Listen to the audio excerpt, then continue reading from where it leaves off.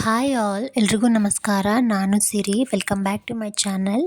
ಇವತ್ತು ನಾನು ನನ್ನ ಮಾರ್ನಿಂಗ್ ರುಟೀನ್ನ ಶೇರ್ ಮಾಡ್ಕೊತಾ ಇದ್ದೀನಿ. ನನ್ನ ಬೆಳಗಿನ ತಿಂಡಿ ರುಟೀನ್ ಹೇಗಿರುತ್ತೆ ಅದನ್ನೆಲ್ಲ ಇವತ್ತು ನಿಮ್ಮ ಹತ್ರ ಶೇರ್ ಮಾಡ್ಕೊತಾ ಇದ್ದೀನಿ. ಎಲ್ಲರೂ ಪೂರ್ತಿಯಾಗಿ ವಿಡಿಯೋ ನೋಡಿ. ಹಾಗೆ ಯಾರ್ಯಾರು ಸಬ್ಸ್ಕ್ರೈಬ್ ಮಾಡ್ಕೊಂಡಿಲ್ಲ ಸಬ್ಸ್ಕ್ರೈಬ್ ಮಾಡಿಕೊಂಡು ವಿಡಿಯೋ ನೋಡಿ ಅಂತ ಕೇಳ್ಕೊತೀನಿ. ಮತ್ತು ಲೈಕ್ ಮತ್ತು ಶೇರ್ ಹಾಗೆ ಕಮೆಂಟ್ ಕೂಡ ಮಾಡಿ, ಹಾಗೆ ಸಪೋರ್ಟ್ ಮಾಡಿ. ಇವತ್ತು ಬೆಳಗ್ಗೆ ತಿಂಡಿಗೆ ದೋಸೆ ಮಾಡೋಣ ಅಂತ ಅಂದ್ಕೊಂಡಿದ್ದೆ.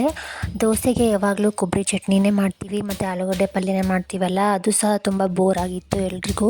ಹಾಗಾಗಿ ಇವತ್ತು ಬೆಳ್ಳುಳ್ಳಿ ಚಟ್ನಿ ಮಾಡೋಣ ಅಂತ ಬೆಳ್ಳುಳ್ಳಿನ ಬಿಡಿಸ್ಕೊತಿದ್ದೀನಿ. ಬೆಳ್ಳುಳ್ಳಿ ಚಟ್ನಿ ತುಂಬಾ ಈಸಿ ಮಾಡೋದು. ನಾವು ಇದನ್ನು ದೋಸೆ ಅಷ್ಟೇ ಅಲ್ಲ, ಎಲ್ಲದರಲ್ಲೂ ಸಹ ಹಚ್ಕೊಂಡು ತಿನ್ಬೋದು. ಚಪಾತಿ ಆಗಲಿ, ರೊಟ್ಟಿ ಆಗಲಿ, ಅನ್ನಕ್ಕೂ ಸಹ ತುಂಬಾ ರುಚಿಯಾಗಿರುತ್ತೆ.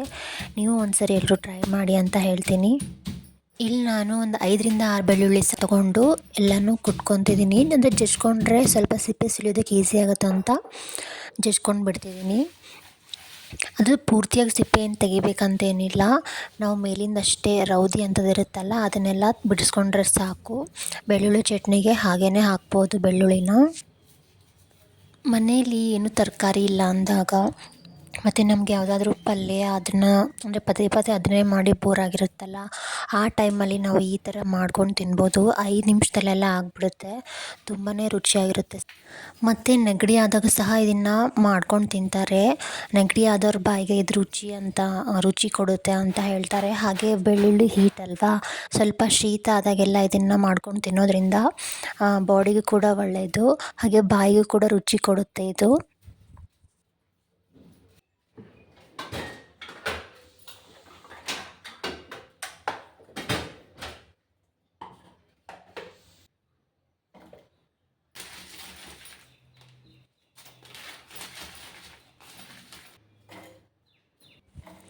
ಇಲ್ಲಿ ನಾನು 5-6 ಬೆಳ್ಳುಳ್ಳಿ ಬಿಡಿಸ್ಕೊಂಡು ಇಟ್ಕೊಂಡಿದ್ನಲ್ಲ ಅದನ್ನು ಹಾಕ್ಕೊಂಡಿದ್ದೀನಿ. ನಂತರ 2 ಟೇಬಲ್ ಸ್ಪೂನ್ ಆಗೋಷ್ಟು ಜೀರಿಗೆ ಹಾಕ್ಕೊಂಡಿದ್ದೀನಿ. ಅದಾದ ನಂತರ ಒಂದು ಹಿಡಿ ಆಗೋಷ್ಟು ಕರಿಬೇವು ಹಾಕ್ತಿದ್ದೀನಿ. ಅದಾದ ನಂತರ ಒಂದು 6-7 ಟೇಬಲ್ ಸ್ಪೂನ್ ಆಗೋಷ್ಟು ಖಾರದ ಪುಡಿನ ಹಾಕ್ಕೊಳ್ಬೇಕು. ಅದಾದ ನಂತರ ರುಚಿಗೆ ತಕ್ಕಷ್ಟು ಉಪ್ಪು ಹಾಕ್ಕೊಂಡು ಅದನ್ನು ಚೆನ್ನಾಗಿ ರುಬ್ಕೊಳ್ಬೇಕಾಗುತ್ತೆ.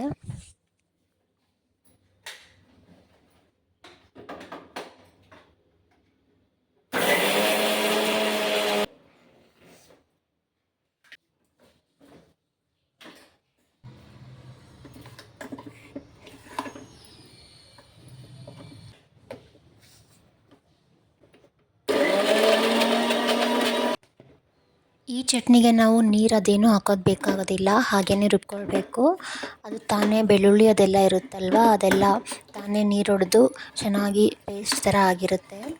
ಅದರಲ್ಲಿ ನಾವು ಸ್ವಲ್ಪ ಎಣ್ಣೆ ಹಾಕ್ಕೊಂಡು ಅಥವಾ ತುಪ್ಪ ಹಾಕ್ಕೊಂಡು ತಿಂದರೆ ತುಂಬಾ ರುಚಿಯಾಗಿರುತ್ತೆ.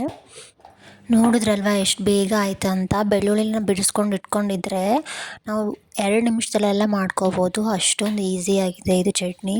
ಹಾಗೆ ಟೇಸ್ಟ್ ಕೂಡ ಅಷ್ಟೇ ತುಂಬಾ ರುಚಿಯಾಗಿರುತ್ತೆ. ಎಲ್ಲರೂ ಒಂದು ಸತಿ ಟ್ರೈ ಮಾಡಿ ಹೇಗೆ ಬಂದಿತ್ತು ಅಂತ ಕಮೆಂಟ್ ಮಾಡಿ ತಿಳಿಸಿ. ಇವಾಗ ನಾನು ಇದ್ರ ಜೊತೆಗೆ ದೋಸೆನ ಹಾಕ್ಕೊತಿದ್ದೀನಿ. ದೋಸೆನೂ ಅಷ್ಟೇ ಚೆನ್ನಾಗಿ ಬಂದಿತ್ತು. ಒಂಥರ ಪೇಪರ್ ದೋಸೆ ಅಂತಾರಲ್ಲ ಆ ಥರ ಬಂದಿತ್ತು. ಅಂದರೆ ನಾವು ಹಿಟ್ಟನ್ನು ಗ್ರೈಂಡರ್ಗೆ ಹಾಕೋದ್ರಿಂದ ಆ ಥರ ಬರುತ್ತೆ ಅಂತ ಹೇಳ್ತಾರೆ. ಮಿಕ್ಸಿಲಿ ಹಾಕೋದಕ್ಕಿಂತ ಗ್ರೈಂಡರಲ್ಲಿ ಹಾಕಿದರೆ ಹೀಗಾಗುತ್ತೆ ಅಂತ ಹೇಳ್ತಾರೆ. ಇದು ಎಷ್ಟು ನಿಜ ಅಂತ ನನಗೂ ಗೊತ್ತಿಲ್ಲ. ಯಾರಿಗಾದರೂ ಗೊತ್ತಿದ್ದರೆ ಕಮೆಂಟ್ ಮಾಡಿ. ಗ್ರೈಂಡರಲ್ಲಿ ಹಾಕಿ ನಾವು ಬೇರೆ ಏನಾದರೂ ಕೆಲಸನೂ ಮಾಡ್ಕೋಬೋದು. ಗ್ರೈಂಡರ್ ತೊಗೊಂಡ್ರೆ ಅದೊಂದು ಯೂಸ್ ಇದೆ.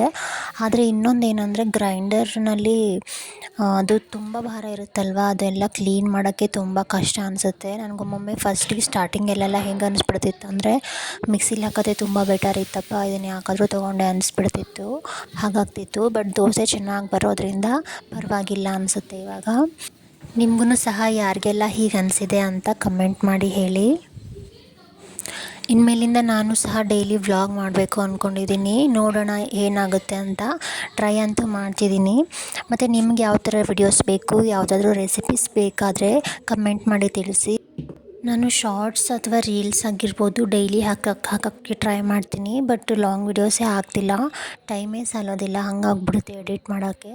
ನೋಡೋಣ, ಡೈಲಿ ಇನ್ಮೇಲೆ ಲಾಂಗ್ ವೀಡಿಯೋಸನ್ನು ಹಾಕ್ತೀನಿ, ರೀಲ್ಸನ್ನು ಹಾಕಬೇಕು ಅಂದ್ಕೊಂಡಿದ್ದೀನಿ. ಟೈಮ್ ಮ್ಯಾನೇಜ್ ಮಾಡಿಕೊಂಡು ಹಾಕ್ತೀನಿ. ಮತ್ತು ನಿಮ್ಗೆ ಯಾವ ಥರ ವಿಡಿಯೋಸ್ ಬೇಕು ಅಂತ ನೀವು ಕಮೆಂಟ್ ಮಾಡಿ ಹೇಳಿದರೆ ನನಗೂ ಸ್ವಲ್ಪ ಹೆಲ್ಪ್ ಆಗುತ್ತೆ. ನೋಡಿದ್ರಲ್ಲ, ದೋಸೆ ಮೇಲೆ ಸ್ವಲ್ಪ ಚಟ್ನಿ ಹಾಕ್ಕೊಂಡು ಸ್ವಲ್ಪ ತುಪ್ಪ ಹಾಕ್ಕೊಂಡು ಸವರ್ಕೊಂಡ್ರೆ ತುಂಬಾ ಟೇಸ್ಟ್ ಆಗುತ್ತೆ. ಯಾವಾಗಲೂ ಆಲೂಗಡ್ಡೆ ಪಲ್ಯ ಹಾಗೆ ಕೊಬ್ಬರಿ ಚಟ್ನಿನೇ ಮಾಡ್ತೀವಲ್ಲ, ಇದೊಂಥರ ಡಿಫ್ರೆಂಟ್ ಅನಿಸುತ್ತೆ. ನಿಮಗೂ ಈ ಚಟ್ನಿ ಇಷ್ಟ ಆದರೆ ನೀವು ಒಂದ್ಸರಿ ಟ್ರೈ ಮಾಡಿ ನೋಡಿ. ಓಕೆ ಫ್ರೆಂಡ್ಸ್, ಇದಾಗಿತ್ತು ಇವತ್ತಿನ ವಿಡಿಯೋ. ನಾನು ಇವತ್ತೇನು ಜಾಸ್ತಿ ವಿಡಿಯೋ ಮಾಡ್ಕೊಂಡಿಲ್ಲ, ಅಷ್ಟೇ ಬೆಳಗಿನ ತಿಂಡಿ ರೂಟೀನ್ ಅಷ್ಟೇ ತೋರಿಸ್ಕೊಟ್ಟಿದ್ದೀನಿ. ಮತ್ತು ನೆಕ್ಸ್ಟ್ ವಿಡಿಯೋದಲ್ಲೆಲ್ಲ ನನ್ನ ಡೈಲಿ ಲೈಫಲ್ಲಿ ಹೇಗೆ ಹೇಗಿರುತ್ತೆ ಎಲ್ಲ ಶೇರ್ ಮಾಡ್ಕೊತೀನಿ. ಅಲ್ಲಿವರೆಗೂ ಟೇಕ್ ಕೇರ್. Thank you.